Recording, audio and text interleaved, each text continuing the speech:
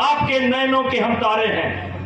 3 युग बीत गया और हमसे बड़ा सौभाग्यशाली कौन होगा कि आपने एक पीढ़ी को 40 वर्ष तक साथ निभाया और दूसरी पीढ़ी का आपने हाथ पकड़ लिया। चिंता करने की कोई जरूरत नहीं। करण भूषण सिंह सांसद के रूप में सेवा करेंगे, मैं आपके भाई के रूप में सेवा करूंगा, आपके गार्जियन के रूप में सेवा करूंगा। डबल सेवा होगी। इसका मीडिया वाले कुछ गलत मतलब निकालते हैं। हर जगह डबल मीनिंग मत किया करिए, क्योंकि मैं घर बैठ ही नहीं सकता। मैं आज 40 साल से 10 बजे के बाद कभी घर रुका ही नहीं। तो रुका नहीं तो कहां जाऊंगा? आपके पास आऊंगा, सुख दुख में शामिल होऊंगा। इसलिए भाइयों, आप सब लोगों को बहुत बहुत धन्यवाद, बहुत बहुत धन्यवाद। और सिर्फ इतना कहना चाहता हूं, केवल एक दिन से एक दिन समय नहीं है।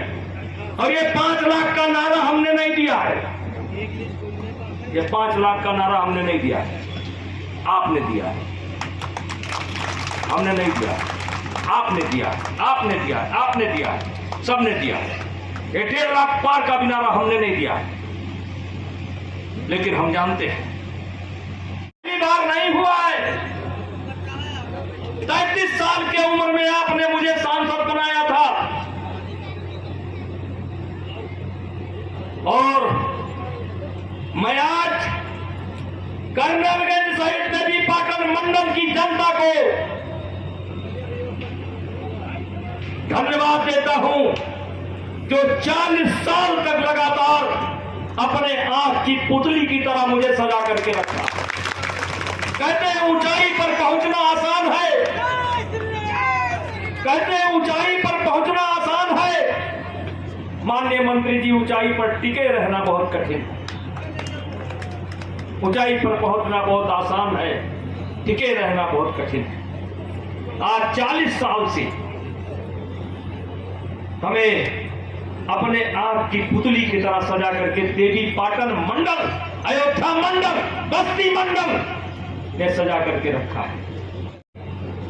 ये पहली बार नहीं हुआ है, ये ऊपर वाले का निर्णय है, ये किसी का निर्णय नहीं है, ऊपर वाले का निर्णय। एक बार 96 में षड्यंत्र हुआ था, तब हमारी पत्नी सांसद बनी थी।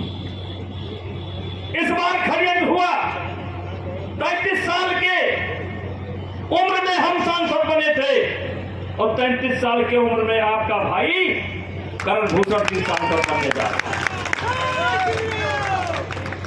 और इसलिए मैं कहना चाहता हूं कि प्रभु की कृपा भयो सब काजू और जन्म हमार सुफल भया।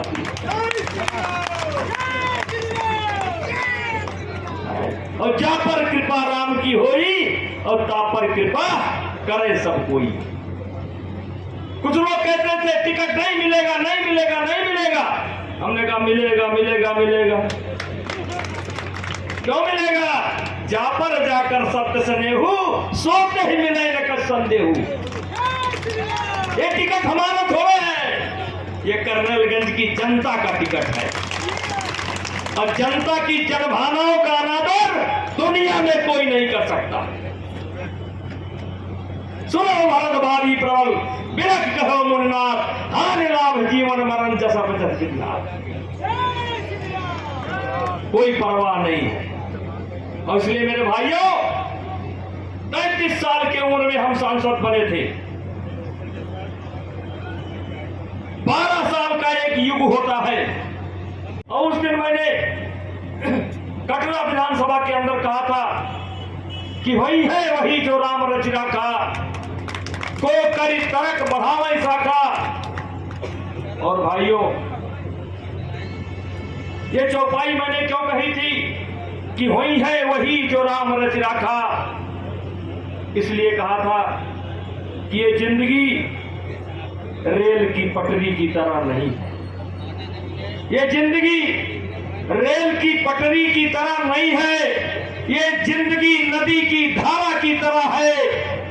रेल की पटरी एक निश्चित स्थान से शुरू होती है और निश्चित स्थान तक जाती है, लेकिन नदी अपना धारा बदलती रहती है। और जब धारा बदलती रहती है, ऐसे आदमी जो प्रोग्राम बना करके चलता है, जो योजना बना करके चलता है, ईश्वर आता है, फंड फोर्स के रूप में आता है, नदी की धारा की तरह आता है और जिधर लेकर जाना होता है उधर लेकर के जाता है। ये बात हम भी सुनने को लालायित है।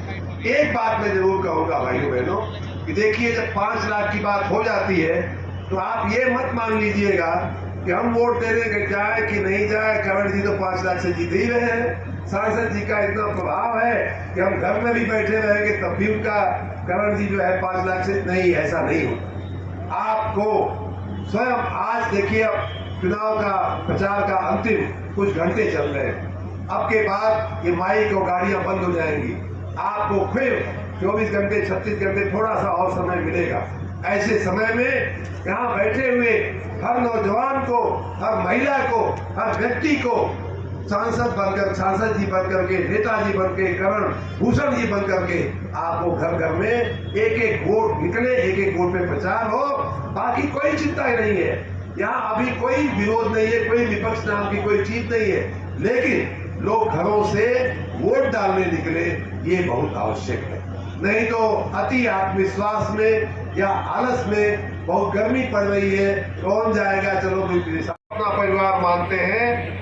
मेरी ऐसी मान्यता है कि वैसे ही नेताजी अपने इस पूरे क्षेत्र को अपना परिवार मानते हैं, इसलिए उन्हें वोट मांगने जाने की आवश्यकता नहीं है। उनको किसी से कहने की आवश्यकता नहीं है कि मैंने आपकी सेवा किया है, आप हमारे बेटे के लिए वोट दे दीजिए।